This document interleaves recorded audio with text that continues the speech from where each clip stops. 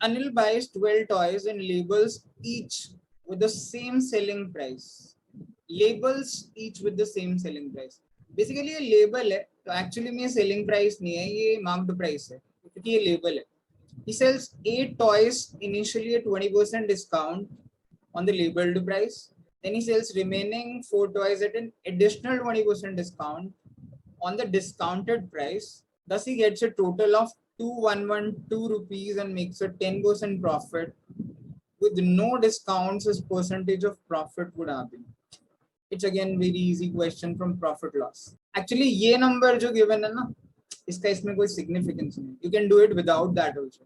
जब भी आपको percentage increase in profit ratio निकालना होता है तो नंबर से कुछ नहीं फर्क नहीं पड़ता. मेरे पास 12 टॉयज हैं, तो लेट मी अज्यूम कि मैंने 100 रुपी का एक टॉय खरीदा, मतलब लेबल कर दिया, खरीदा तो नहीं पता अभी, लेबल यानी मार्क्ड प्राइस जो है वो मैंने 100 रुपीज रख दी. तो मैंने 8 टॉयज को 20% डिस्काउंट, 20% डिस्काउंट कितना होता है, 20% हुआ 100 का 20 रुपए, यानी 80 रुपीज का बेचा. तो 8 टॉय 80 रुपीज के आप देखिए कितने के बचे, कितने के बिके, 640 रुपीज के. ठीक है, बचे हुए जो 4 टॉयज हैं अब वो 80 पर फर्दर 25% का डिस्काउंट दिया. 80 पर 25% कितना होता है, 20 रुपए. हालांकि ये सब आप मेंटली करिए, इतना लिखिए मत, अब डायरेक्टली निकाल सकते. 25% 20 रुपए हो गया तो 60 रुपए का बेचा है ना, तो 4 कितने के बिकेंगे. सी ये टॉयज हैं और ये प्राइस है और ये टोटल सेलिंग प्राइस है, तो 4 बिके 60 के हिसाब से, 6 4 240 के, टोटल 12 कितने के बिके, 880 रुपए. This is my selling price 880. And वो कह रहा है कि उसको 10% का प्रॉफिट हुआ. अगर 10% का प्रॉफिट हुआ बॉस, तो कॉस्ट प्राइस कितनी होगी भाई, 800 रुपए.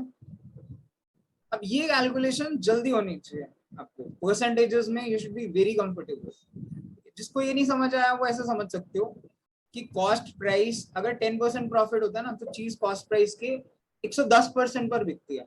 अगर 20% प्रॉफिट हुआ है तो कॉस्ट प्राइस के 120% पर चीज बिकेगी. तो कॉस्ट प्राइस का 110% that is equal to selling price, और सेलिंग प्राइस कितना था, 880.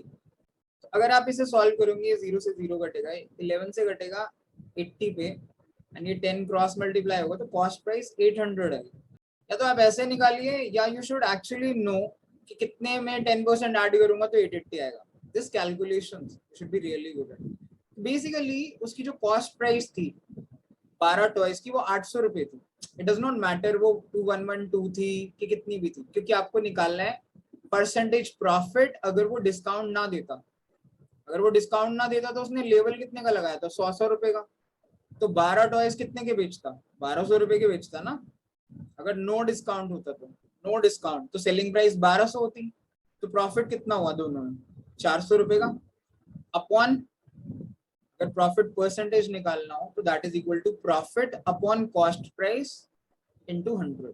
ये तो फॉर्मूला होता है. तो आप इसे काट दीजिए, कि आ गया 50%.